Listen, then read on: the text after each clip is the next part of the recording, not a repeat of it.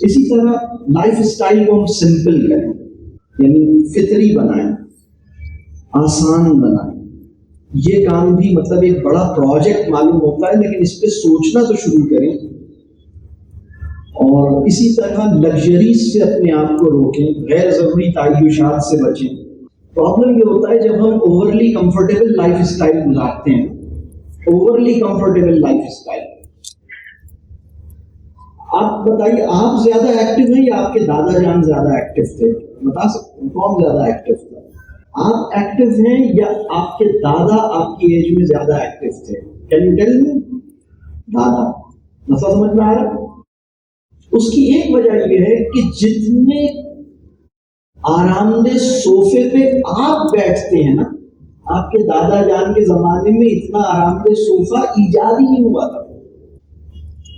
وہ یا تو زمین پہ بیٹھتے تھے یا چارپائی پہ بیٹھتے تھے یا صوفے پہ بھی بیٹھتے تھے، تو اس کا جو فوم تھا نا وہ 4 انچ سے زیادہ ڈیپ نہیں تھا. مسئلہ سمجھ میں آ رہا؟ تو اب ہم جس کاؤچ میں بیٹھ کر صحابہ کے واقعات پڑھ رہے ہوتے ہیں نا، تو اس سے مطلب صرف یعنی وہ جو پھنسے ہوتے ہیں اس کے اندر. اگر کہا جائے کہ چلو نکلو نکلو امی ابو کی خدمت کے لیے، خواہ ہلکے ہو یا بوجھل ہے، تو وہ نہیں نکل سکتا. اور اس سے بھی زیادہ بڑے کاز کے لیے تو وہ کہے گا نہیں سوری. یعنی اوورلی کمفرٹیبل لائف اسٹائل نے ہمیں کسی بڑی جدوجہد کے قابل نہیں چھوڑا. مسئلہ سمجھ میں آ رہا ہے؟ کسی بڑی جدوجہد کے اتنے اوورلی کمفرٹیبل لائف، اس کو ٹھیک کرنا پڑے گا. لائف میں کمفرٹ کا ایک ریزنیبل جسٹیفائڈ لیول اس کے اندر ہے. آپ کے بس ٹھیک ہے، اتنا اس سے زیادہ آرام دہ اپنی زندگی کو نہیں بنا. ان ڈسٹینسز کے لیے گاڑی پہ نہیں جاؤں گا. تو پھر دیکھیں ایک اور چیز جو اپنے کرنے کے کام، جو تیسرا پوائنٹ ہے نا، اپنے حصے کے چھوٹے سے کام کو چھوٹا نہ سمجھو. طیب غذا یہ چھوٹا مسئلہ نہیں ہے. قرآن میں اس طرح استعمال ہوئی ہے خطوات الشیطان. تقریباً میرا خیال ہے 4 یا 5 مقامات پہ استعمال ہوئی. پہلا مقام جہاں خطوات الشیطان کا مطلب یہ ہے کہ شیطان کے قدم، بلکہ ایک آیت یہ ہے لا تتبعوا خطوات الشیطان. دیکھو شیطان کے قدموں کی پیروی نہیں کرو. اور وہاں جو پہلا مقام ہے وہ یہ ہے، اور اس کے ساتھ جو بات ہے اور مفہوم عرض کر رہا ہوں کہ حلال اور طیب یہ کھاؤ اور پیو. تو ہم حلال کا تصور بھی اللہ کرے کہ ہمارا بالکل ٹھیک ہو جائے، اور طیب کا تو کوئی تصور ہمارے پاس ہے ہی نہیں. طیب کا کوئی تصور اس وقت ہماری سوسائٹی میں نہیں ہے. اور طیب سے مطلب ہمیں اپنی غذا کو ٹھیک کرنا ہوگا. اور اگر غذا ٹھیک نہیں ہوئی، دیکھیں ایک چیز آپ سمجھیے، میں 3 چیزیں آپ سے عرض کروں گا، اور یہ یہ جو میں بات عرض کر رہا ہوں اس میں بہت سے بزرگوں کی یعنی جو میری سمجھ مطلب جو میں نے چیزوں کو اسٹڈی کیا، فوڈ اور سائیکی کے ریلیشن شپ کو، تو مجھے جو چیزیں سمجھ آئی. جب ہم حرام کنزیوم کرتے ہیں، کوئی بھی انسان کوئی حرام چیز کنزیوم کرتا ہے، تو نفس غالب آ جاتا ہے. وہ اپنے نفس کو کنٹرول نہیں کر پاتا، انکنٹرولبل ہو جاتا ہے. لیکن جب ہم غیر طیب کنزیوم کرتے ہیں، غیر طیب کیا ہے؟ وہ فوڈ جو نافع بدن نہیں ہے، وہ غیر طیب ہے. بہت سی فوڈ ایسی ہے جو حلال تو ہے لیکن طیب نہیں ہے. طیب وہ ہے جو آپ کی جو نافع بدن ہے، بینیفیشیل ہے آپ کی مائنڈ اور آپ کی باڈی کے لیے. غیر طیب کیا کرتا ہے؟ غیر طیب ہماری آنتوں کو افیکٹ کرتا ہے، ہمارے اندر کانسٹیپیشن پیدا کرتا ہے. پھر ہماری جو انکلینیشن آف سیلف ہیں، داعیات نفس جو ہیں، ان کو خراب کرتا ہے. تو اس کو سمجھنے کی ضرورت ہے. ہم اپنی فوڈ چوائسز میں سینسیبل ہیں. ابھی تو مطلب مسلمانوں کو یہ لگتا ہے نا کہ میک ڈونلڈس تو بری چیز ہے نا، تو اس کی جگہ میک مومن لانچ ہونا چاہیے. تو میک ڈونلڈس بند کرو، میک مومن شروع کرو. تو جناب میک مومن بھی اگر آپ کریں گے نا تو آپ غلط ہی کریں گے، اس لیے کہ وہ جو فوڈ ہے نا، جو پروسیسڈ فوڈ ہے وہ ٹھیک نہیں ہے. وہ آپ کی باڈی کے لیے، آپ کے ذہن کی فنکشننگ کے لیے ٹھیک نہیں ہے. یہ بات واضح ہوئی. یعنی وہ پورا ریسیپی ہے نا، وہ جو پوری پروسیسنگ وہ نہیں ہونی چاہیے. تو ابھی تو ہمیں یہ سمجھ آیا کہ وہ کاربونیٹڈ ڈرنک جو فلانی کمپنی سے آ رہی ہے وہ غلط ہے، تو اپنے عبدالشکور بھائی کی فیکٹری میں بن رہی ہے تو وہ ٹھیک ہوگی. وہ ٹھیک نہیں ہے، چاہے وہ کسی بھی نام سے آ جائے، چاہے وہ پاکیزہ کولا آ جائے، چاہے وہ زمزم کولا آ جائے، چاہے وہ مکہ کولا آ جائے، وہ ٹھیک نہیں ہے. اس لیے کہ یہ نافع بدن نہیں ہے، غیر طیب ہے.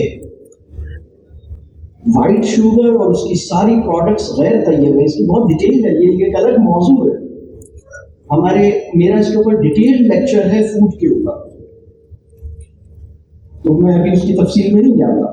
اپنے حصے کے کام کیا ہے؟ اپنے حصے کے کام میں ایک اور کام ہے اپنی اولاد کی تربیت، اپنی فیملی کو تربیت کا مرکز بنانا، مربیوں سے جڑنا اور جوڑنا، مینٹورز کی قدر کرنا. یعنی جو بھی صاحب علم ہے، جو بھی اچھا آدمی ہے، چاہے وہ خالہ جان ہے، چاہے وہ پھوپھا جان، دادا جان ہے، چاہے وہ ٹیچر ہیں، چاہے وہ محلے میں کوئی صاحب ہیں، چاہے وہ آپ کے محلے کے امام صاحب ہیں، ان سے جڑیے، ان سے تعلق بنائیے. تو کرنے کے کام میں نے کئی سارے بتائے. پھر ایک چیز اور، لائف اسٹائل کو دیکھیے. بہت سے لوگ یہ سوچتے ہیں ہم غزہ کے مسلمانوں کی مدد کیسے کر سکتے ہیں.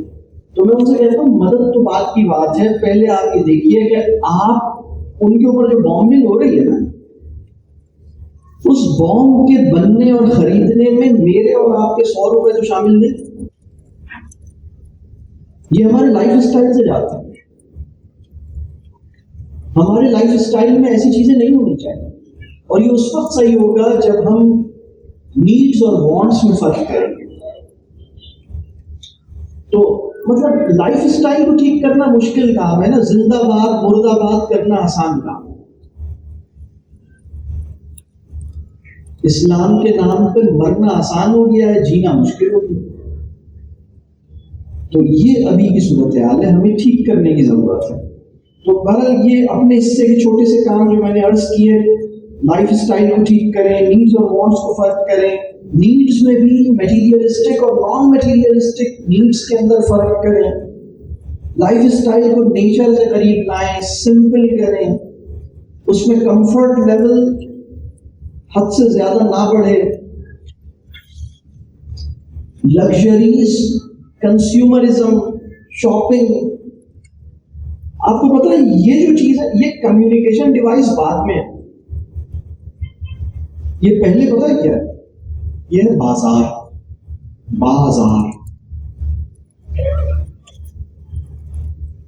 اصل میں یہ کچھ بیچنا چاہتا ہے، کچھ نہیں تو ہماری توجہ خریدنا چاہتا ہے. تو اپنے لائف اسٹائل کو ہمیں ٹھیک کرنے کی ضرورت ہے، لگژریز سے بچنے کی ضرورت ہے. کسی بڑے کاز کے لیے جو اسٹرگل ہے اس کے قابل رہ سکوں، اس کے لیے میری لائف میں اوورلی کمفرٹیبل لائف نہیں ہونی چاہیے. پھر غذا کی میں نے بات کی، پھر میں نے تربیت کی بات کی. یہ سب کرنے کے کام ہے، کم کام نہیں، بہت سارا کام ہے. چوتھا پوائنٹ، اب میں آتا ہوں فیوچر کی اکانومی، مستقبل کی معاشی دنیا. AI کے آنے کے بعد ایک مسئلہ یہ پیدا ہوا ہے جس پہ سب جانتے ہیں، فیوچر کو فورسی کرنا مشکل ہو گیا ہے. یعنی آج سے 100 سال پہلے 30-40 سال آگے دیکھ لینا یا دیکھ سکنا آسان بات تھی. بات سمجھ آ رہی ہے؟ یعنی ہم 30-40 ایئرس کو فورسی کر سکتے ہیں، لیکن اس وقت صورتحال یہ ہے اور ریٹ آف چینج اتنا زیادہ ہے، ریپڈ چینجز ہیں، اتنی ڈیولپمنٹس ہیں، ہم 2 سال فورس ہی نہیں کر سکتے. مستقبل بینی مشکل ہو گئی ہے. مستقبل بینی مشکل ہونے کی وجہ سے وہ اسکل سیٹ جو فیوچر کی اکنامک ورلڈ یا اکنامک سسٹم کے اندر سروائیو کرنے کے قابل بنائے، اس اسکل سیٹ کو آئیڈینٹیفائی کرنا بھی آسان بات نہیں ہے. اور یہ جو نمبرز اور گریڈز اور ڈگریز، ان کا کوئی لینا دینا فیوچر کی، یعنی اگر ہم کہیں نا کہ اکنامک فیوچر کو سیکیور کرنے میں نمبروں کا، گریڈز کا، ڈگریوں کا جو تعلق ہے وہ اگر پہلے جتنا بھی تھا فیوچر میں کم ہو رہا ہے. یہ بات سمجھتے ہیں سب لوگ؟ کیا آپ کے بچے کے نمبر کتنے ہیں اس کا اس بات سے کوئی تعلق ہے کہ فیوچر میں کتنا کمائے گا؟ یہ تعلق اگر کسی زمانے میں پیدا ہوا بھی تھا تو یہ تعلق ختم ہونے جا رہا ہے. یعنی اگر آپ کہتے ہیں کہ 25 سال پہلے زیادہ نمبر، زیادہ ارننگ، زیادہ گریڈ، اچھے گریڈز، زیادہ degree, higher degree, advanced education, زیادہ ارننگ، اس کا کوئی ریلیشن شپ اگر 25 ایئرس پہلے محسوس ہو رہا تھا، اس کے بارے میں بھی 2 اسکول آف تھاٹس ہیں کہ وہ تھا یا نہیں تھا. لیکن فیوچر میں یہ بات واضح ہو رہی ہے، اس کا جو تعلق ہے وہ ختم ہونے جا رہا ہے. اس کانٹیکسٹ میں ہم اپنے بچوں پہ ٹرسٹ کرنا سیکھیں. ابھی ہم بچوں کے نمبروں پہ اعتماد کرتے ہیں، بچوں پہ اعتماد نہیں کرتے. ہم بچے کو رسپیکٹ نہیں دیتے. اچھا فلانی یونیورسٹی میں پڑھتے ہو، اب ایک دم سیدھے ہو کے تعظیم سے کھڑے ہو گئے، ایسا لگ رہا ہے جیسے نماز کے لیے ہاتھ باندھ دی. کیا ہو گیا آپ کو؟ مطلب فلانی یونیورسٹی میں پڑھتے ہیں تو کیا ہو گیا آپ کو؟ مطلب ریلیکس. اچھا آپ تو مطلب چھٹیوں میں آئے ہوئے ہیں، آپ تو وہاں ہوتے ہیں. پھر تو اب بالکل پہلو بدل لیا، بیگم کو بھی آواز دے کے بلا لیا، یہ صاحب تو وہاں پڑھتے ہیں. کیا ہو گیا آپ کو؟ کیا ہو گیا؟ کوئی لینا دینا نہیں ہے اس بات کا فیوچر کے اندر. یہ بات سمجھ آ رہی؟ تو ہم بچے پہ ٹرسٹ کریں، ہم بچے پہ اس کے نمبروں سے زیادہ اس پہ ٹرسٹ کریں. جس چیز کی زیادہ اہمیت ہوگی وہ اس کا کریٹو پوٹینشیل اور اس کی کریٹیوٹی ہے. اس پہ جیسے اجماع ہے، یہ جیسے متفق علیہ بات ہے، تمام ویسٹرن ورلڈ کے جتنے بھی اسکالرز ہیں وہ اس بات پہ جیسے کنسنسس ہے ان کے کہ دیکھو کوئی اسکل ہم آئیڈینٹیفائی نہیں کر سکتے کہ کس پہ زیادہ فائدہ ہوگا. کریٹیوٹی ہونی چاہیے اس کے اندر، اور کریٹیوٹی بھی ہونی چاہیے اور کانفیڈنس بھی ہونا چاہیے. یہ بہت ضروری ہے. تو ہم اس بات کو سمجھیں. ہم نمبروں کے چکر میں بھاگے جا رہے ہیں، ریٹ ریس میں لگے گئے، نمبر کم نمبر زیادہ، اس کو چھوڑ دیں. یہ ایک اور یعنی موجودہ حالات میں کرنے کے کام میں یہ ہے کہ اپنی اولاد پہ ٹرسٹ کریں، ان کے کریٹو پوٹینشیل کو نرچر کیسے کیا جائے، ان کے کانفیڈنس کو جائز بنیادیں کیسے فراہم ہو سکتی ہیں. اور اس پہ ہماری بہت تفصیل ہے، بہت تفصیل ہے، بہت بڑا موضوع ہے. کانفیڈنس کی جائز شکل اور کانفیڈنس کی جائز بنیادیں کیا ہیں، یہ ہمارا تفصیلی موضوع ہے. تخلیقی جوہر یا کریٹو پوٹینشیل کیسے پیدا ہوتا ہے، کیسے نرچر ہوتا ہے، اس کے اندر پیدائشی موجود ہوتا ہے، لیکن کیسے ڈیولپ، کیسے نرچر ہوتا ہے، کیسے ختم ہوتا ہے یا کیسے متاثر ہوتا ہے، اس کی بہت تفصیل ہے. اس پہ ہم کام کریں. اور یہ جیسے فیوچر میں اس کے لیے اگر آپ چاہتے ہیں کہ سروائیول دنیا میں کامیاب ہو سکے تو ٹھیک ہے، یہ بھی ایک خواہش، جائز خواہش ہے. تو دنیا میں کامیاب ہونے کے لیے اس کو کانفیڈنس اور کریٹیوٹی چاہیے. اور بے وقوفی اور نادانی کے چکر میں اور حب النمبر کے چکر میں، حب الڈگری کے چکر میں یہ نقصان ہوگا کہ ہم چھوٹی چیز کی خاطر بڑی چیز کو چھوڑ دیں. بات واضح ہو رہی ہے؟ اس کو ہمیں سمجھنے کی ضرورت ہے، بچے پر ٹرسٹ کریں۔ 5واں پوائنٹ ہے میننگ فل لائف کے لیے ہم ایک فریم ورک دیتے ہیں 5 ڈائمینشنز آف ریلیشن شپ۔ اس کی بھی بہت تفصیل ہے، میں صرف ایک مختصر عرض کرتا ہوں۔ اپنے ساتھ تعلق، اپنوں کے ساتھ تعلق، اپنے کے ساتھ تعلق، دوسروں کے ساتھ تعلق اور فطرت کے ساتھ تعلق، یعنی relation ship with self, relation ship with family, relation ship with God, relation ship with others اور relation ship with nature, outer nature, environment. یہ 5 ڈائمینشنز آف ریلیشن شپ، اس کی تفصیل ہے، اس کو سمجھنے کی ضرورت ہے، اس پہ کام کرنے کی ضرورت ہے، اس فریم ورک میں اپنے آپ کو ایویلویٹ کرنے کی ضرورت ہے۔ اپنے ساتھ تعلق کا مطلب کیا ہے اور میں کہاں کھڑا ہوں، اپنوں کے ساتھ تعلق کا مطلب کیا ہے، ہم کہاں کھڑے ہیں، اللہ کے ساتھ تعلق کا مطلب کیا ہے اور میں کہاں کھڑا ہوں، نیچر کے ساتھ کوئی تعلق ہونا چاہیے نہیں ہونا چاہیے، کہاں کھڑے ہیں، یہ ساری اس کی تفصیل ہے اور میں سمجھتا ہوں کہ اس کے اوپر بہت کام کرنے کی ضرورت ہے۔ تو اس کی اپنی تفصیلات ہیں اور یہ 5واں پوائنٹ ہے، اور اس میں دیکھیں اس میں ہر ڈائمینشن کے لیے تفصیلات ہو سکتی ہیں، میں ابھی اس کی ڈیٹیل میں نہیں جا رہا، لیکن ایک بات میں کہوں گا کہ ریفلیکٹ کرنے کے لیے ٹائم نکالیں، اپنی زندگی میں مصروفیت کو کم کیجیے، فری ٹائم نکالیے، بریک لیجیے، سلو ڈاؤن کیجیے۔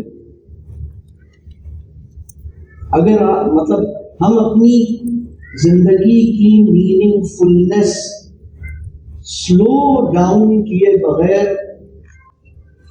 بہت مشکل ہے اس کو اچیو کرنا، سلو ڈاؤن کرنا پڑے گا، رکنا پڑے گا، یہ کام کیجیے۔ کتنا کچرا ہم پیدا کرتے ہیں، دیکھیں اصل پرابلم یہ نہیں ہے کہ کچرے کو ٹھکانے کیسے لگایا جائے، اصل پرابلم یہ ہے کہ اتنا کچرا پیدا کیوں ہو رہا ہے، اتنا کچرا پیدا کیوں ہو رہا ہے۔ آپ کو پتا ہے کتنا کچرا اس وقت دنیا میں جو ٹوٹل ویسٹ پروڈیوس ہوتا ہے، سالڈ ویسٹ، اس کو ٹریٹ کرنے کی کیپیسٹی نہیں ہے اور اگلے 40 سالوں میں بھی بنانا مشکل ہے، اور جو گاربیج پروڈیوس ہو رہا ہے اس کے اندر جو اضافہ ہو رہا ہے بہت زیادہ ہو رہا ہے۔ 40 سال پہلے ہم اتنا گاربیج پروڈیوس نہیں کرتے تھے جتنا آپ پروڈیوس کرتے ہیں۔ تو اصل پوائنٹ یہ نہیں ہے کہ گاربیج کو سامنے سے ہٹا دو، اصل پوائنٹ یہ ہے کہ اتنا گاربیج، یہ لائف اسٹائل جو اتنا گاربیج پروڈیوس کرتا ہے یہ ٹھیک نہیں ہے۔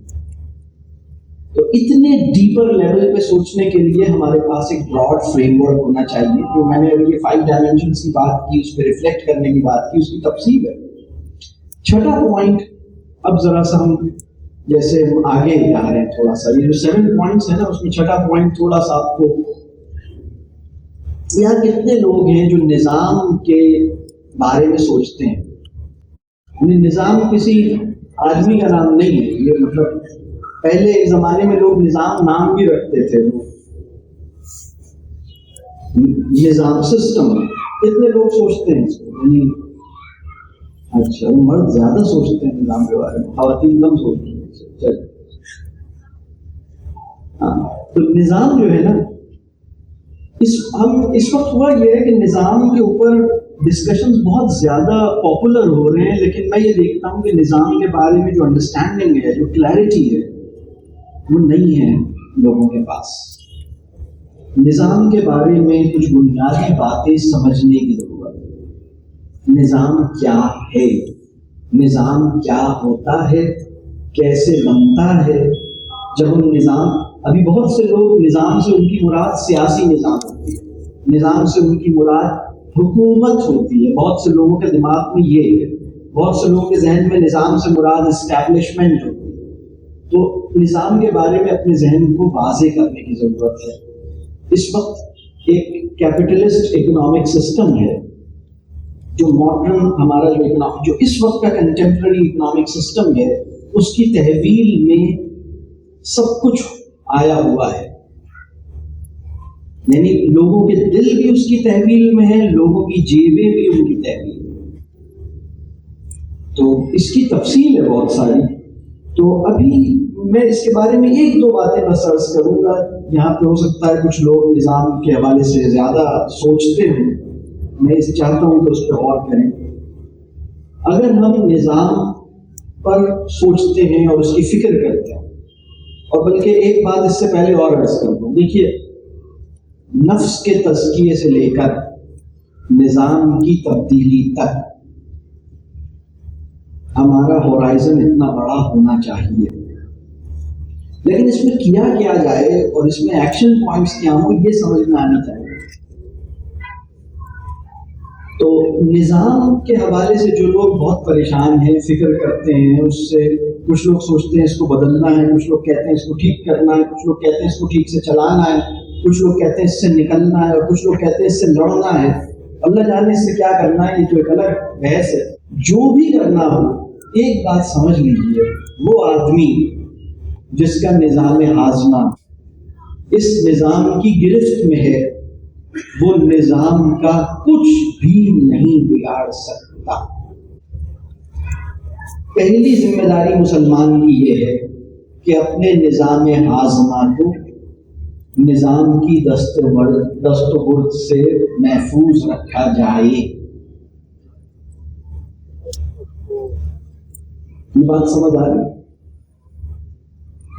ہماری جو آتے ہیں نا ان کی اسٹیبلشمنٹ ہم ہیں۔ اسٹیبلشمنٹ کہتے ہیں کنٹرول کرنے والی پاور کو، وہ قوتیں جن کے ہاتھ میں سب چیزوں کا کنٹرول انسانوں یعنی عالم مخلوقات میں وہ قوتیں جن کے ہاتھ میں چیزوں کا کنٹرول بہت زیادہ آ جائے، اسے اسٹیبلشمنٹ کہتے ہیں۔ اور اسٹیبلشمنٹ کے بارے میں ایک اور اہم بات آپ کو بتاؤں، ہر ملک میں اسٹیبلشمنٹ کی تعریف ایک نہیں ہے۔ Perception of establishment is different in Australia, is different in US, is different in UK, is different in Pakistan, is different in Afghanistan. تو ایک اور انٹرسٹنگ بات، ہماری آنتوں پر ہمارے اختیار، ہماری آنتیں ہمارے اختیار کے ہاتھوں میں، ہمارے اختیار سے، یعنی میری آنتیں اس وقت سسک رہی ہیں یا خوش ہیں یا مطمئن، آسودہ ہیں یا مشکل میں ہیں، جل رہی ہیں، ایسیڈک ہو گئی ہیں، الکلائن ہو گئی ہیں۔ بات سمجھ آ رہی؟ امام غزالی کا ایک بڑا خوبصورت جملہ، وہ کہتے ہیں کہ شکم جو ہے نا وہ شہوات کا مرکز ہے، ہم نے اپنے مرکز کو حوالے کر رکھا۔ تو ایک نظام کے اندر آپ سمجھیے، یہ نظام ہے نا، یہ کوئی حقیقت واحد نہیں ہے، مطلب ایسا نہیں ہے کہ نظام کوئی منفرد چیز ہے، نظام کوئی سنگولر اینٹی ہے، ایسا نہیں ہے۔ نظام جو ہے وہ مجموعہ نظامات کو نظام کہتے ہیں، جس کا ایک ڈائمنشن پولیٹیکل ہوتا ہے، لیکن نظام جو ہے وہ سوشل لیول پر، یعنی ہمارا ایک نظام تعلیم ہے، ہمارا ایک نظام خوراک ہے، ہمارا ایک نظام معالجہ ہے، ہمارا ایک نظام قانون، یعنی یہ لیجسلیشن کا ایک پورا مطلب باڈی ہے، ہماری جو ہے وہ مطلب جسے ہم مقننہ اور عدلیہ ہے، ہماری جو ہے وہ حکومت ہے، سیاست ہے، ان سب چیزوں کا جو کوآرڈینیشن اور ان سب کا آپس کے اندر جو مربوط ہو جانا ہے، اس سے وہ نظام پیدا ہوتا ہے، اور اس کے اندر جو سینٹرل انجن ہے وہ اکنامک سسٹم ہے۔ تو یہ بات میں اس لیے کہہ رہا ہوں کہ بہت سے لوگ نا مطلب نظام کو للکار رہے ہیں، نظام سے لڑنے کی بات کر رہے ہیں، لیکن ان کا نظام ہاضمہ بھی نظام سے محفوظ نہیں۔ ابھی اتنا تو کریں نا کم از کم۔ تو یہ میں اس لیے کہہ رہا ہوں کہ اگر ہم اس نظام خوراک کو ایکسیپٹ کر لیتے ہیں تو ہم اس نظام کی خوراک بن جاتے ہیں۔ ایک دفعہ اگر ہمارا فوڈ سسٹم، ہماری فوڈ اگر غلط ہو گئی نا، ہم فارما انڈسٹری کو ڈیولپ کرنے کی ریزن بن جائیں گے۔ سمجھ پا رہی ہے؟ ہمارا یہ سب چیزوں کا ایک سمبیوٹک ریلیشن شپ ہے، یعنی یہ سب ایک دوسرے کے ساتھ جڑی ہوئی ہے، نتھی ہے ایک دوسرے سے. ہماری فوڈ چوائسز غلط ہوتی ہیں تو ہسپتال ترقی کرتے ہیں. مطلب ابھی جیسے ڈائلسس مشینیں خریدنا جو ہے نا وہ جیسے ایک بڑا کام ہے. مطلب ڈائلسس سینٹرز کھولے جائیں، کھولتے ہی رہیں گے ہم. خوراک صحیح کر لو نا تاکہ بند بھی کرو نا. مطلب ہم کہیں کہ الحمدللہ اس سال 4 بند کرنے پڑے اس لیے کہ اب گردے فیل ہی نہیں ہوتے کسی کے. یہی ہماری حالت رہی تو اگلے سال اور بھی زیادہ گردے فیل ہوں گے، لہذا اگلے سال اور بھی زیادہ ڈائلسس سینٹرز کھلنے چاہیے. اب کیا خیال ہے فیوچر میں ڈائلسس سینٹرز جو اس وقت کرنٹلی ہیں وہ کافی ہیں؟ فیوچر میں اور چاہیے؟ آپ کے اور چاہیے؟ انسولین جو ہے وہ ایک بڑی زبردست پروڈکٹ ہے نا. مطلب ایک تو ہماری باڈی کے اندر پروڈیوس ہوتی ہے، اس کو تو ہم نے خراب کر دیا اور کئی بلین ڈالرز کی ہم دنیا میں ایک انڈسٹری چل رہی ہے. تو یہ جو اکنامک سسٹم ہے نا، دیکھیں ایک بات سمجھ لیجئے، خواہشات نفس کے ایندھن سے سرمایہ دار جدید معاشی سرمایہ دارانہ نظام کا جو انجن ہے وہ خواہشات نفس کے ایندھن سے چلتا ہے. گلاب جامن کا عشق، انسولین کی ترقی، کولڈ ڈرنک کا شوق، جوڑوں کا درد، اونچی سینڈل لینے کا شوق، کمر کا درد جڑا ہوا ہے. اوور ایٹنگ، نی ریپلیسمنٹ کی فلرشنگ انڈسٹری. نی ریپلیسمنٹ تو کرانا ہی ہوگا نا. مطلب اتنے پیسے تو کما لوں نا کہ نی ریپلیسمنٹ، مطلب یا تو انشورنس لے لوں، میڈیکل کور ہو جائے میرا، تاکہ نی ریپلیس، کیونکہ میری حرکتیں تو صحیح نہیں ہوں تو گھٹنے تو میں نے ٹیک نہیں ہیں. لٹرل سینس میں مسلم امہ نے گھٹنے ٹیک دیے ہیں اس کے نیز کو. یعنی وہ قوم جس کی نیز کی ریپلیسمنٹ ہو رہی ہے وہ کیا کرے گی، کہاں لڑے گی، کچھ کر سکتی ہے؟ مسئلہ سمجھ میں آ رہا ہے؟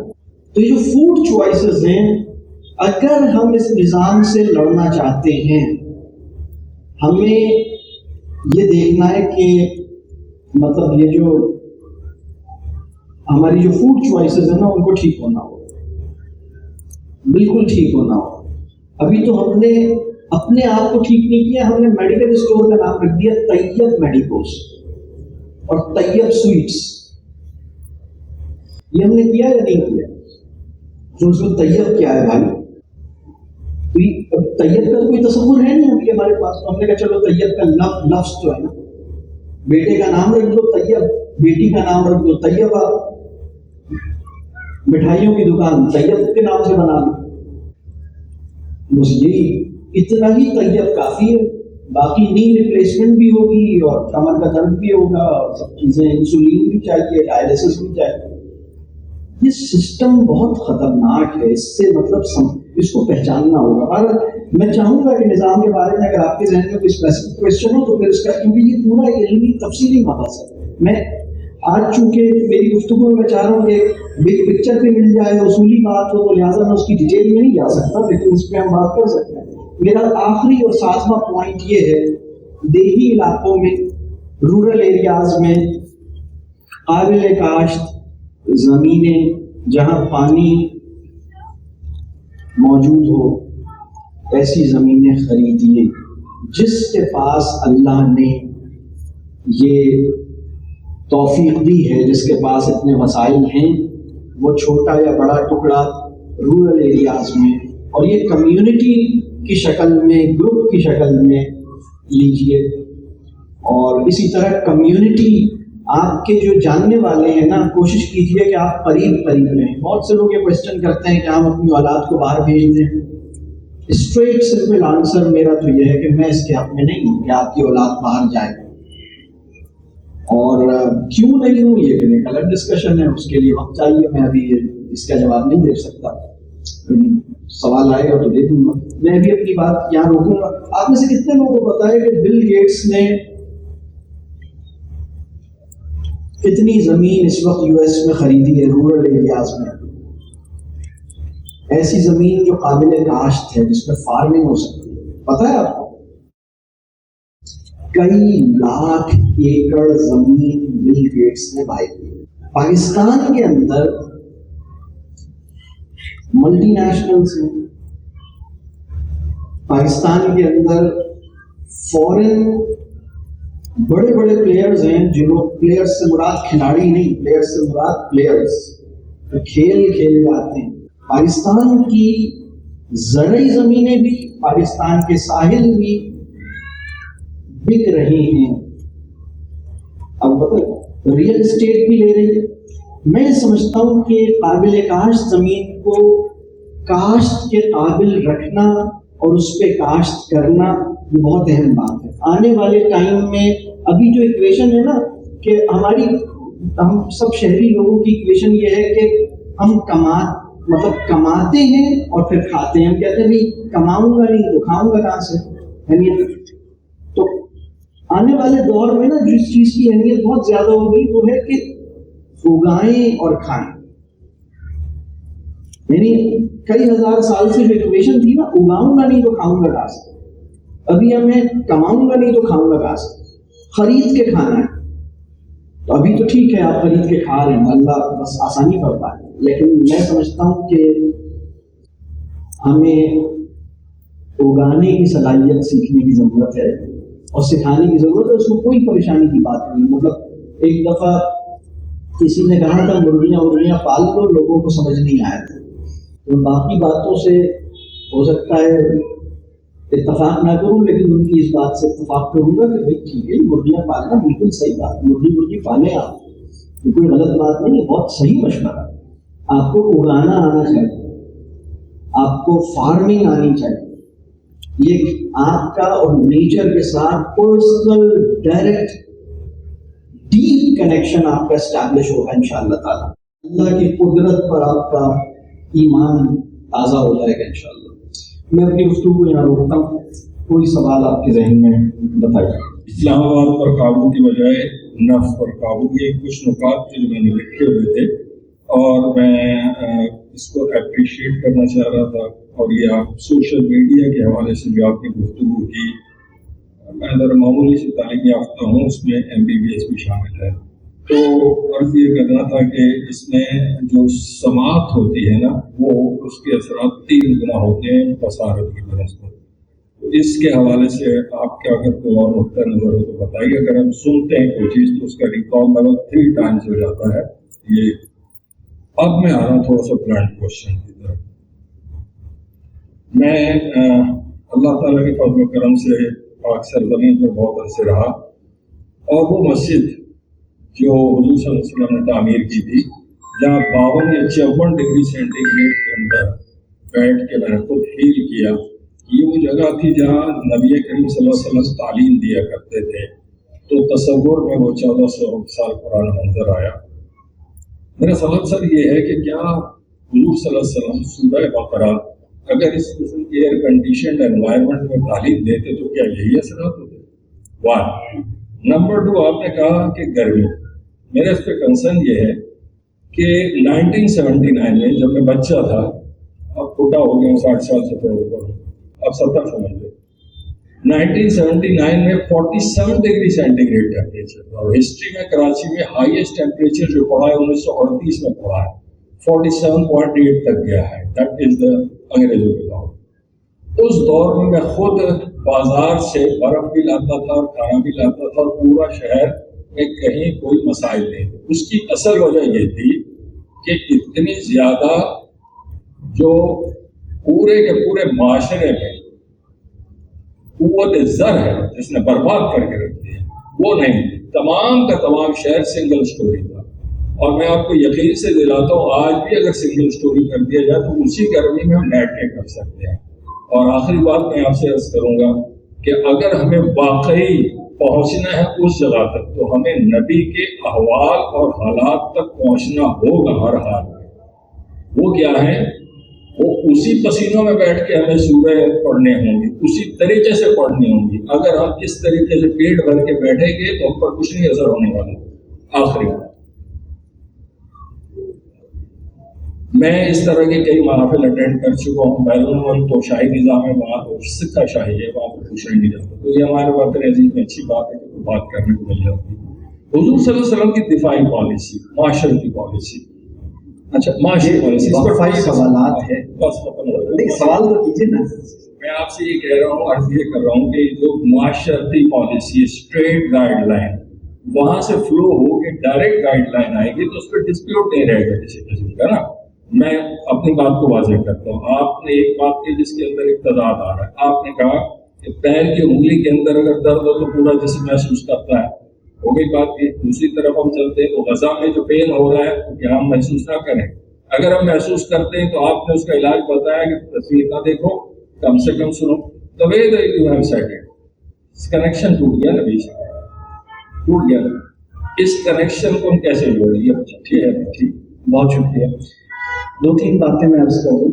میں اس مجلس میں تو مجھے اندازہ ہے کہ بھائی یہاں پر اتنا بڑا مجمع ہے اور ہم اسی ماحول کے اندر سننے اور بات کرنے کے فیسیلیٹیشن کے لیے جو ضروری انتظام ہے وہ ہمیں کرنا ہے، اور وہ اسی وجہ سے ہم نے اس مجلس کو اس طرح رکھا ہے. لیکن میں ذاتی طور پہ ایک گاؤں میں رہتا ہوں. میں کراچی سے منتقل ہو چکا ہوں، یہ 4تھا سال ہے. تو مجھے یہ مناسب نہیں لگتا کہ میں اپنی ذاتی زندگی کے بارے میں چیزیں زیادہ عرض کروں. لیکن آپ کبھی ہمارے گاؤں تشریف لائیے تو وہاں جو ہماری چھوٹی سی بیٹھک ہے اور ہمارا جو مسجد ہے اور اسی کے اندر ہم نے ٹریننگ ہال بھی بنایا ہوا ہے، وہاں پہ بھی چھوٹے چھوٹے سیمینارز ہوتے ہیں. بعض اوقات تو پنکھا چلانے کی ضرورت نہیں پڑتی، پنکھا البتہ لگا ہوا ہے، اے سی نہیں ہے وہاں. دوسری بات میں یہ عرض کر رہا ہوں کہ ایک چیز ہے کسی اصول کو اپنی ذات پر اس کا اطلاق پوری طرح کرنا، لیکن ہماری زندگی میں وہ معاملہ جہاں میرے ساتھ اور لوگ موجود ہیں، وہ سختی اور وہ اطلاق جو مجھے اپنی ذات پر کرنا ہے، وہ جبری طور پر 500 یا 800 لوگوں پہ کیا جائے، وہ مناسب نہیں ہے. اور یہ بات بالکل ٹھیک ہے، اور اس میں تو کوئی رسول اللہ صلی اللہ علیہ وسلم کی مجلس میں جنہوں نے بھی سورہ بقرہ کسی بھی ماحول میں، چاہے وہ گرمی میں سنی یا سردی میں سنی یا کسی بھی سفر میں سنی یا قیام میں سنی، وہ اثر تو خیر کبھی کسی کا بھی نہیں پیدا ہو سکتا. وہ تو بہرحال بہت بڑی ایک بہت ہی اوپر کی بات ہے. لیکن یہ کہ کلام الہی کی تلاوت جہاں بھی جس ماحول میں ہوگی کچھ نہ کچھ اثر تو اس کا پیدا ہوگا. لیکن یہ ہمارے دل میں تمنا ہونی چاہیے کہ کاش ہمارے قلب پر اللہ کرے کہ اس جیسا اثر پیدا ہو جائے. یہ خواہش ہمارے دل میں زندہ رہنی چاہیے. تو بہت ساری باتیں تھیں. باقی وہ جو غزہ کی صورتحال تھی، میں نے آپ سے عرض کیا کہ آج کی گفتگو میں چونکہ یہ مجموعی گفتگو اور اصولی گفتگو تھی تو ایک ایک چیز کی تفصیل میں شاید ہم نہیں جا سکے. غزہ کی صورتحال پہ میرا تفصیلی لیکچر ہے، کوئی 1.5 گھنٹے کا لیکچر ہے، جس میں غزہ کی صورتحال اور ہمارے کرنے کے کام، جس میں میں نے پوری فہرست درج کی ہے.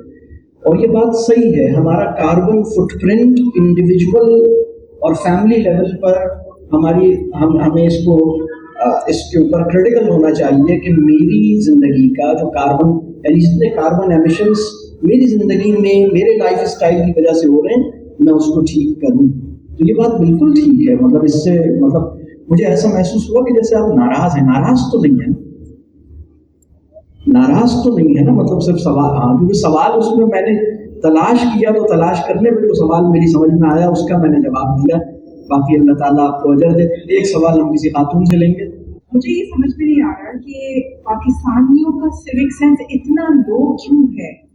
جیسے باقی جگہوں پہ مسلم اور نان مسلم کنٹریز میں نے دیکھا کہ ویلفیئر کا کام بھی ہے، سچائی ہے، ایمانت داری ہے.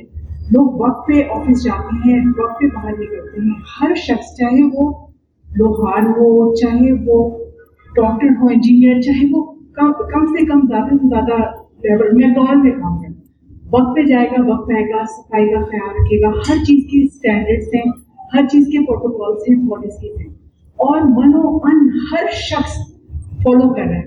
بے شک وہاں پہ کوئی دیکھنے والا نہیں ہے، سننے والا نہیں ہے، نائٹ ڈیوٹیز ہو رہی ہیں، لیکن ایسا کام، چاہے ڈاکٹرز کی بات ہو، چاہے کسی کی بھی بات ہو، हर शख्स अपने काम में लगा हुआ है. उनको बाज़ लोग तो अल्लाह पे भी यकीन नहीं रखते, एथिस्ट होके भी, लेकिन अपने काम में इतने सही क्यों हैं? और जब हम अल्लाह पे यकीन रखते हैं, हमें पता है कि अल्लाह का CCTV हमें देख रहा है 24 घंटे, तो हम क्यों इस तरह से करते हैं? जो पाकिस्तान का हाल है, अब मुझे लगता है कि फर्स्ट वर्ल्ड से थर्ड वर्ल्ड आने के बाद अब ये तो थर्ड वर्ल्ड भी नहीं रहा, ये तो सिक्स वर्ल्ड मुझे लग रहा है. तो अब मुझे बताएं कि क्या वजह है? ठीक है, तशरीफ रखिए, बहुत शुक्रिया. दो बातें समझिए. किसी भी माशरे को नेकी पे चलाने और बुराई से बचाने का जो पहला इंतज़ाम है वो हिदायत नहीं. हिदायत कहते हैं कुरान, हदीस, सीरा, वही. मेरी बात गौर से सुनिएगा. किसी भी माशरे को नेकी पे चलाने और गुनाह से बचाने, बुराई से बचाने का जो पहला इंतज़ाम वो कुरान, हदीस, वही, सीरा ये नहीं है, ये दूसरा इंतज़ाम. पहले मरहले पर इसका बंदोबस्त, यानी अल्लाह ने बंदोबस्त किया है इंसानों को नेकी पे, खैर पे चलाया जाए और उन्हें गलत हरकतों से बचाया जाए, बुरे कामों से बचाया जाए. इसका जो पहला इंतज़ाम अल्लाह ने किया है उसका नाम है फितरत, नूर फितरत. ठीक है, एक फितरत. और फिर इंसान अपनी फितरत से भरपूर इस्तिफादा करे और नेकी पे मजीद चले, नेकी की तफसील में जाए, बुराइयों से और बचे और इसको और अच्छी तरह से करे और इस काम को और मतलब ये काम बिल्कुल महफूज हो जाए.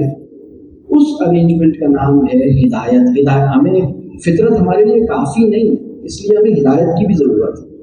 हिदायत की ज़रूरत हमें अलग है, लेकिन फितरत यानी मिसाल के तौर पर अगर कोई इंसान ऐसा हो जिसको ना किसी नबी ने, कोई अंबिया की कोई तालीम नहीं पहुंची, फिर भी उसे पता है कि कत्ल बुरी चीज़ है, अंबिया की तालीम नहीं पहुंची.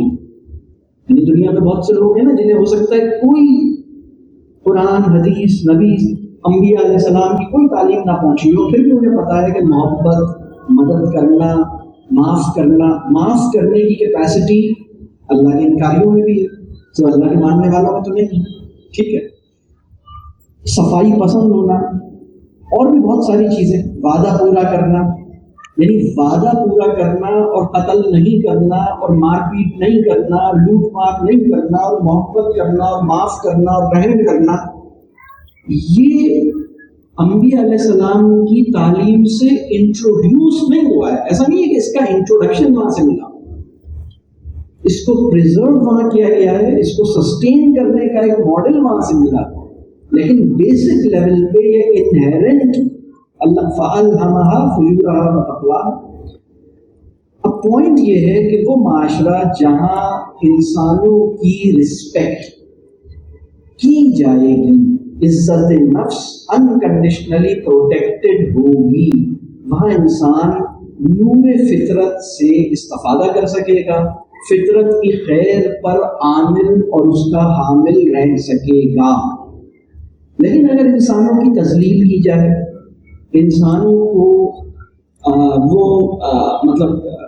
यानी जो दूसरा मामला है जिसमें इंसानों के साथ, चाहे वो एजुकेशन के अंदर की जाए, उन्हें एम्बैरस किया जाए, उन्हें ह्यूमिलिएट किया जाए, मसला समझ में आ रहा है?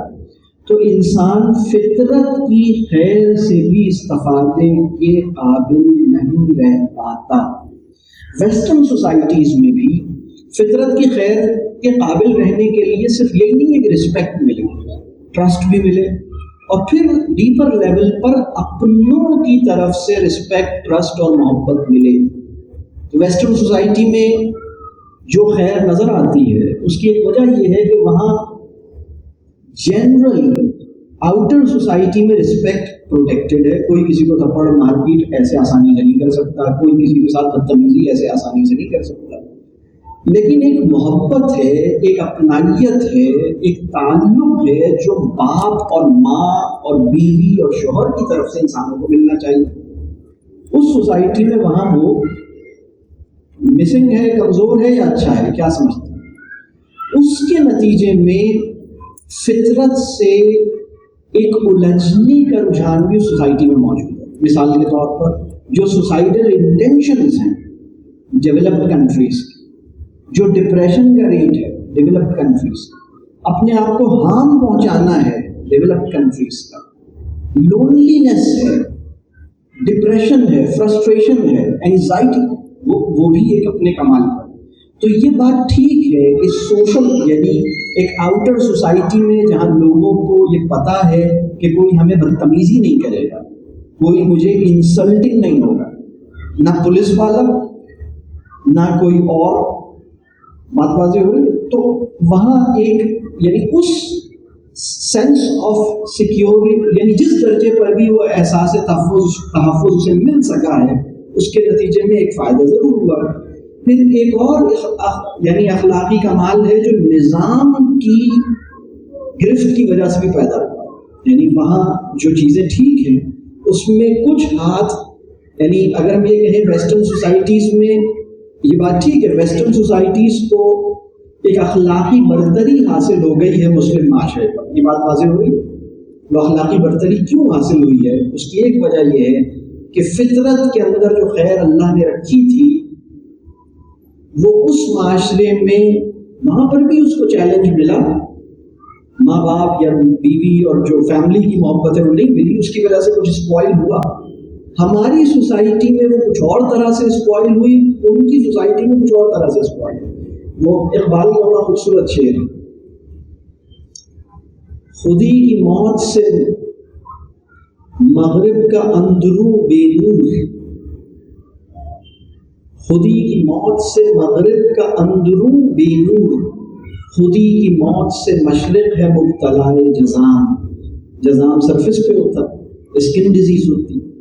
تو کچھ ایشوز وہاں ہیں, کچھ ایشوز یہاں ہیں. یہاں کے ایشوز زیادہ, بات بالکل ٹھیک ہے اور لوگ ہم بالکل اس سے اتفاق کرتے ہیں, لیکن وہاں جو چیزیں آرڈر میں ہیں یا چیزیں مطلب یعنی جو نظم و ضبط اور جو چیزیں نظر آتی ہیں اس میں اچھا خاصا کمال نظام کی گرفت کا ہے, ویجیلنس کا ہے, لا کا ہے, امپلیمنٹیشن آف لا کا ہے. اور کچھ کمال یعنی ایسا بھی ہے کہ لوگ مطلب ان کے اندر ایک یعنی ایک خیر, بہرحال یعنی اللہ کے انکاریوں کے اندر بھی اگر کوئی خیر زندہ ہے تو وہ اللہ کی قدرت ہے کہ اس نے جو نور فطرت انسان کے اندر رکھا تھا اللہ نے اپنے انکاری کو بھی اس خیر سے ڈیٹیچ نہیں ہونے دیا. لیکن ہماری تو ڈبل پکڑ ہے کہ ہم تو مطلب یعنی معاف کرنے کی صلاحیت اس آدمی کو جس نے قرآن کی آیتیں بھی سنی ہیں, احادیث بھی سنی ہیں, معاف کرنے کی کیپیسٹی اس کی ڈیولپ کیوں نہیں ہو پا رہی, بہت اہم سوال ہے.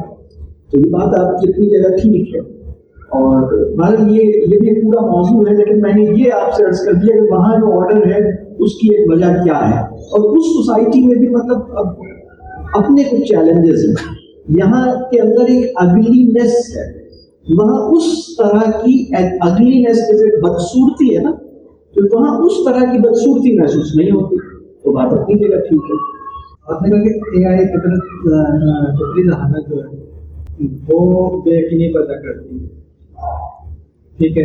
تو آج کل کا بچہ جو ہے وہ آپ نے یہ بھی کہا کہ ٹرسٹ کیا جائے. اب اے آئی کے ذریعے کوشچن جو بچے کرتے ہیں وہ مختلف قسم کے کرتے ہیں, اور ایک معذرت کے ساتھ میں بات کروں کہ ہماری جو بچوں کی بات ہے وہ اپنا ٹائم بچانے کے لیے موبائل بچے کے ہاتھ میں لیتی ہیں اور اپنا کام کر لیتی ہیں. تو آپ کہہ رہے ہیں کہ موبائل کا جو اسکرین ٹائم ہے وہ کم ہونا چاہیے. میں تو چاہتا ہوں تو بچے کے پاس اسکرین ٹائم بھی زیادہ ہے اور اے آئی کو بھی استعمال کر رہا ہے, اور آپ یہ کہہ رہے ہیں کہ اے آئی جو ہے وہ فطری ذہانت یا بے یقینی پیدا کر رہا ہے. کس طرح کر رہا ہے بے یقینی پیدا, جبکہ آنے والا زمانہ جو ہے وہ اے آئی پہ ڈیپینڈ کر رہا ہے. سبحان اللہ, یہ بہت اہم بات ہے.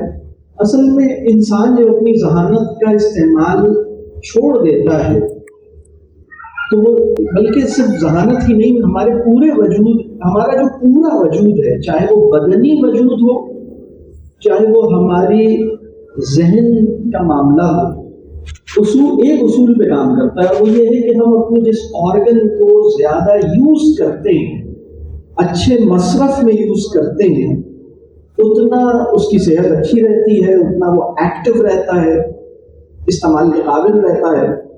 آپ چلنا چھوڑ دیجیے آپ کے مسلز ویک ہو جائیں گے, آپ دوڑنا چھوڑ دیجیے اور بھی مطلب چلنا مطلب بیٹھے رہیں تو آپ اور بھی لاغر ہو جائیں گے. مطلب یہ جو پوری چیز ہے نا ذہن کا استعمال بھی, تو ابھی وہ یہ رہا ہے کہ ہم نے جیسے آؤٹ سورس کرنے کا ایک مائنڈ سیٹ ہے, تو اب جیسے ہم اس والی چیز اس کانٹیکسٹ میں یہ بات کہہ رہا تھا, اس کی اپنی تفصیل ہے, ابھی ہم اس میں نہیں جا سکتے.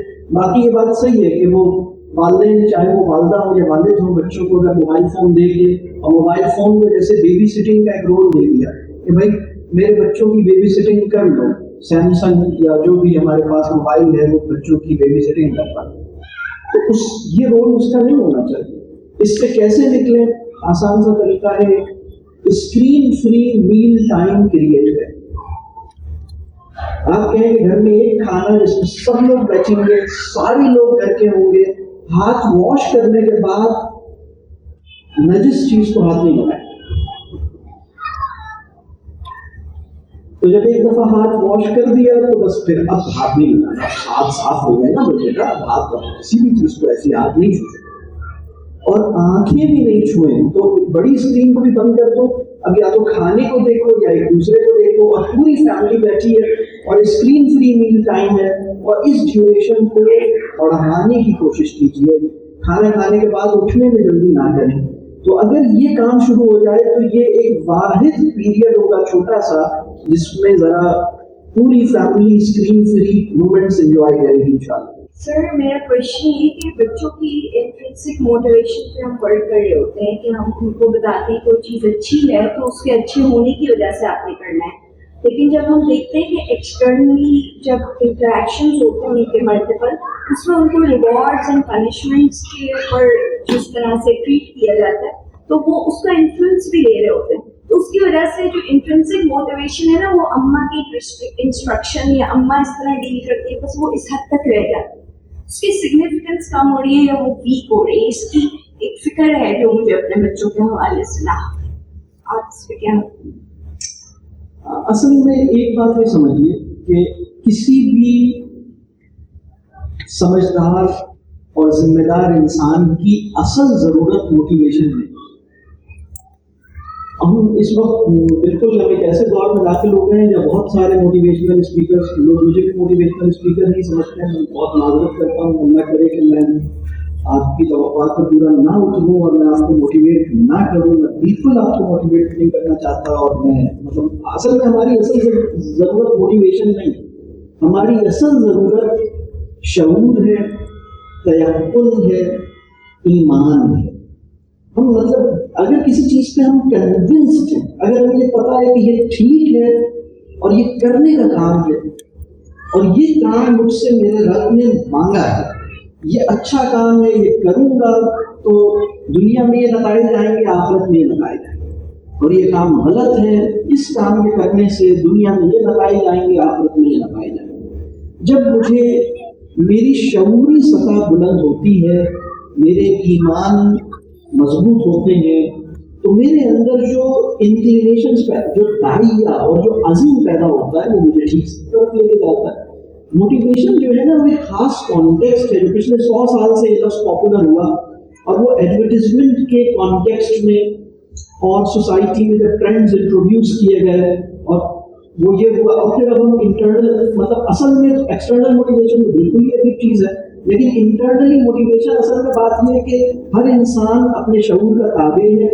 اگر ہم کسی بچے کو اس سطح پر لانے میں کامیاب ہو گئے کہ وہ اس چیز کو ٹھیک سمجھتا ہے, ممکن ہے ابھی اس چیز کو اختیار نہ کر پائے لیکن اس کو یہ بات سمجھ آ گئی ہے. مثال کے طور پر ایک بچہ ہے وہ اس بات کو مانتا ہے کہ ہاں اصولی طور پر یہ کام مجھے کرنا چاہیے اور یہ غلط کام ہے, یہ نہیں کرنا چاہیے, لیکن ابھی میں بس کسی وجہ سے اور چکروں میں لگا رہا ہوں نہیں, لیکن شعوری طور پر وہ مان رہا ہے. اب اس کو دعا دیجیے, اس کی تکریم کیجیے, اس سے بدظن نہ ہو, اس سے بدگمان نہ ہو, اس سے نا امید نہ ہو, اس کو اپنی محبت سے محروم نہ ہونے دیں, اس کو پیار کریں, اس کو محبت دیں, اس کو دعا دیں, لیکن نا امید نہ ہو. انشاءاللہ تعالیٰ یہ کام کرے گا, لیکن تم یہ کام کر لو گے تو یہ نہیں جائے گا. تم یہ مطلب اگر ایک آدمی ہے جس کا شعور تو اس کام پہ मतलब मुतमईन नहीं, मतलब मुझे ये समझ में तो नहीं आया कि मैं ये काम क्यों करूं,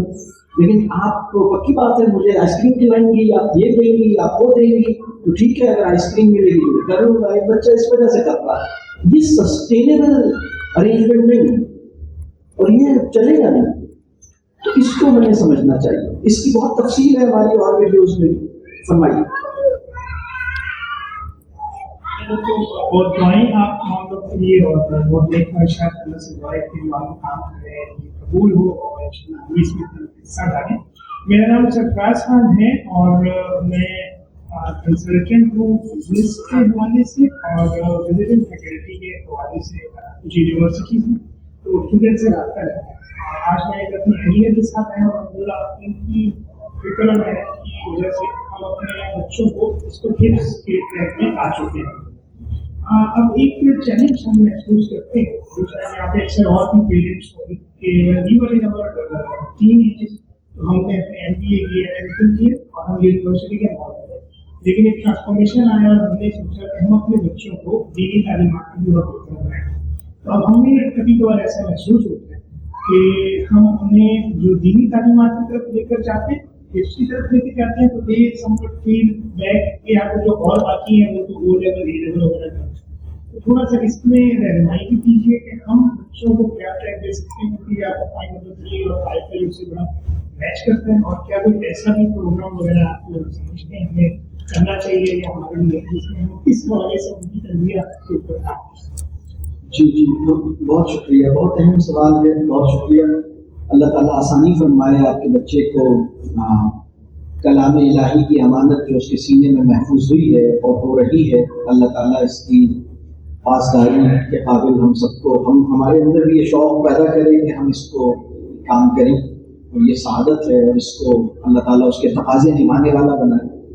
तरबियत के ऊपर तफसीली फ्रेमवर्क बहुत तफसील से हमारे पास हमारे प्रोग्राम्स में मौजूद है, अल्हम्दुलिल्लाह हमारी तफसीली लेक्चर्स हैं उसके ऊपर।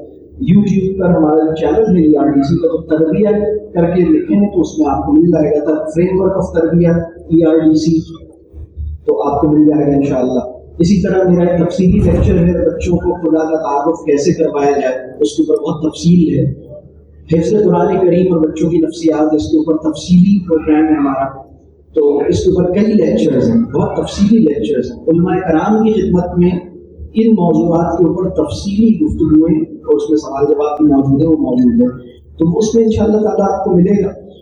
कुरान के हवाले से जो बात हमें बहुत समझनी चाहिए कि हुब्बे कुरान और तामील कुरान ये हर मुसलमान पे फ़र्ज किया गया है, और हिफ्ज़ कुरान जो है वो एक बहुत बड़ी सआदत है, लेकिन हम पे फ़र्ज नहीं। जैसे तहज्जुद की नमाज बिलाशुबा अजीम सआदत है, लेकिन फ़र्ज फजर की नमाज है। फजर की नमाज को खतरे में डाल के अगर तहज्जुद की नमाज अदा हो तो घाटे का सौदा। तो असल जो बात मैं ये कहना चाह रहा हूँ कि हमें जो बड़े मकासद तरबिया हैं वो नज़र से महव नहीं होने चाहिए। इस पर हमारी तफसीली गुफ्तगू है, बल्कि मेरी पूरी गुफ्तगू, मेरी बात लेक्चर इस तरह शुरू की है उसमें कि क्या ये मुमकिन है कि किसी बच्चे को हम हिफ्ज़ करवाने में कामयाब हो जाएं लेकिन उसकी तरबिया ना हो सके? तो लोगों ने कहा हाँ बिल्कुल बिल्कुल, और फिर उसकी तफसील है कि ये क्या मैं बात अर्ज़ कर रहा हूँ, तो इसके लिए वक्त निकालिएगा इंशाअल्लाह। हम आखिरी सवाल ले लेते हैं, उसके बाद फिर हम इसको ज़रा माज़रत चाहेंगे, वक्त थोड़ा सा। जी एक सवाल फरमाइए। सर मेरा नाम अतिया है। मेरा सवाल बेरूनी मुल्क जाने के हवाले से है कि मैं खुद भी चाह रही थी और अपने बहन भाइयों के हवाले से भी मैं ये चाहती थी कि हम पढ़ाई के लिए बाहर जाएं, लेकिन आपका जवाब सुन के तो मायूसी हुई। अगर हमारे जहन में ये बात है कि हमें जाना है, पढ़ाई करनी है और बाहर जाके अपने मुल्क में ही सर्व करना है, या ये काम करना है कि वहाँ जाके अर्निंग करनी है लेकिन आपकी इन्वेस्टमेंट अपने मुल्क में ही करनी है, तो क्या ये बात सही नहीं है या अपने रीजन में या अपने सिटी में ही स्टक हो जाना ज़्यादा बेहतर ऑप्शन? सुभान अल्लाह, बहुत अच्छा। असल में हमें ये देखना होता है कि हम किस कॉस्ट पर कौन सा फ़ायदा हासिल करें। मैं ये बिल्कुल मानता हूँ कि बाज़ उलूम ऐसे हैं जिनमें अगर हम बाहर की यूनिवर्सिटी से कुछ रिसर्च या कुछ काम करें तो उससे कुछ फ़ायदा होगा। ठीक, एक बात मैंने لیکن اس کی جو کاسٹ ہے نا، کاسٹ پھر فائنینشیل کاسٹ کی بات نہیں کرتا. میرا پورا نفسیاتی یعنی میری سائیکک کنڈیشننگ، میرا مزاج، میرا ذوق، اس کے اوپر جو اس کے اثرات پیدا ہو رہے ہیں جو میں موجودہ صورتحال میں دیکھ رہا ہوں وہ کم نہیں.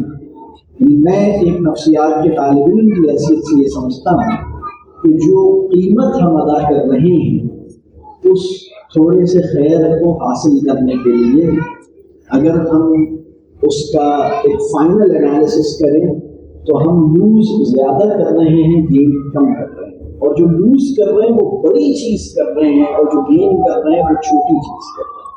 یعنی بات نہیں سمجھ آ رہی؟ یعنی ہمارا ذوق، اگر کوئی یہ کہے کہ میرے ذوق بندگی کو خطرے میں ڈال کر اگر مجھے یہ چیز حاصل ہو جائے تو کیا میں کر لوں؟ تو میں کہوں گا نہیں کر. یہ بات سمجھ آ رہی؟ تو میں دین کی روشنی میں یہ بات، یہ تو فیصلہ علماء بتائیں گے کہ مطلب شرعی طور پر میرے پاس میں دین کا عالم نہیں ہوں، لہٰذا میں اس اینگل سے ایویلویٹ نہیں کر سکتا. لیکن as a student of psychology میں یہ دیکھ رہا ہوں کہ انسانوں کی جو احوال ہیں اور ان کی جو نفسیاتی صورت ہے اور جو ان کی پوری جو کنڈیشننگ ہے، یعنی جب ہم کسی ماحول کے اندر جا کے، یعنی جب ہم ریلوکیٹ ہوتے ہیں نا تو ہم وہاں امبیڈڈ ہوتے ہیں. مطلب یہ کوئی معمولی، میں آپ کو بتاؤں، میں ابھی ایک گاؤں میں ہوں، ہم نے بعض پودے ٹرانسپلانٹ کیے ایک جگہ سے دوسری جگہ. تو اس جگہ سے دوسری جگہ جب انہوں نے پودوں کو ٹرانسپلانٹ کیا تو نئے انوائرمنٹ کے اثرات ایسے تھے کہ وہی پودا وہاں پر کسی اور طرح بہیو کر رہا تھا، یہاں کسی اور طرح بہیو کر رہا تھا. بات سمجھ آ رہی ہے؟ پودے میں تھوڑی کوئی اتنے بڑے کام کرنے ہیں، جو مطلب پودے کو بھی اللہ نے کسی مقصد کے لیے پیدا کیا ہوگا، لیکن جس مقصد کے لیے مجھے اور آپ کو پیدا کیا ہے وہ تو کوئی بہت ہی کچھ اور چیز ہے. تو وہ جیسے اقبال نے کہا تھا نا کہ آہ کس کی جستجو آوارہ رکھتی ہے تجھے. جان ایلیٹ کا مصرع یاد آتا ہے. چلے آپ تشریف رکھیے، اللہ تعالیٰ آسان کرے.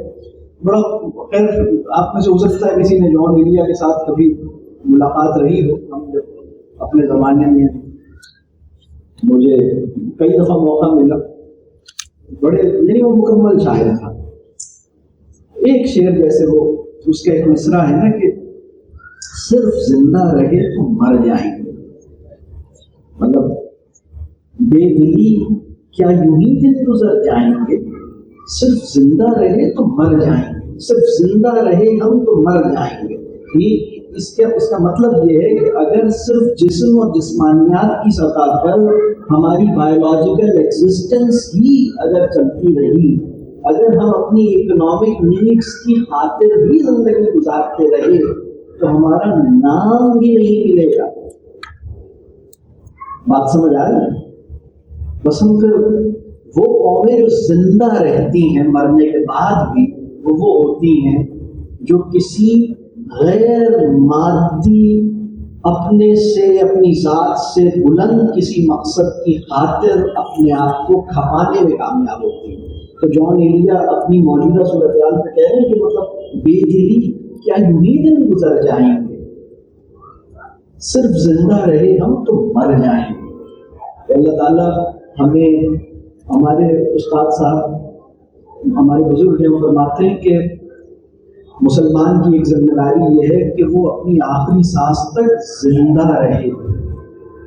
تو اللہ ہمیں اس طرح زندگی گزارنے والا بنائے اور وہ گزارنے کی توفیق دے جیسے کہ اس کا حق ہے. اللہ تعالیٰ مجھے اور آپ کو عمل کی توفیق دے، ہماری اولادوں کو ہمارے اپنے صدقہ جاریہ بنائے. رب کریم مسلمانوں کی مدد فرمائے. مسلم امت کی جو حالت ہے اللہ تعالیٰ مسلمانوں کی مدد کرے، غزہ کے مسلمانوں کی مدد کرے، ان مسلمانوں کی مدد کرے جو غزہ کے مسلمانوں کی مدد کرتے ہیں. اللہ تعالیٰ ہم سے جو غفلت ہوئی ہے نفس کے غلبے کی وجہ سے، علم کی کمی کی وجہ سے، اس پہ ہمیں معاف کر دے. ہمیں اپنی اصلاح کی سچی فکر عطا کرے، ہمیں سچی توبہ کی توفیق دے. ہمارے گھر کے ہر انسان کو ہماری آنکھوں کی ٹھنڈک بنائے، ہمیں اپنے گھر کے ہر آدمی کی آنکھوں کی ٹھنڈک بنائے، ہماری اولاد کو ہمارے حق میں صدقہ جاریہ بنائے، ہمیں اپنے والدین کے حق میں صدقہ جاریہ بنائے. رب کریم مسلمانوں کو جو کھویا ہوا مقام ہے اللہ تعالیٰ ہمیں معاف کر دے، ہمیں وہ ہمارا کھویا ہوا مقام لوٹا دے، ہمیں ہدایت عطا فرمائے. تو آپ سب سے دعاؤں کی درخواست ہے دنیا میں جہاں کہیں بھی اچھا کام ہو رہا ہے اللہ تعالیٰ ان کی مدد فرمائے اور اس سے کوئی خیر پیدا کرے.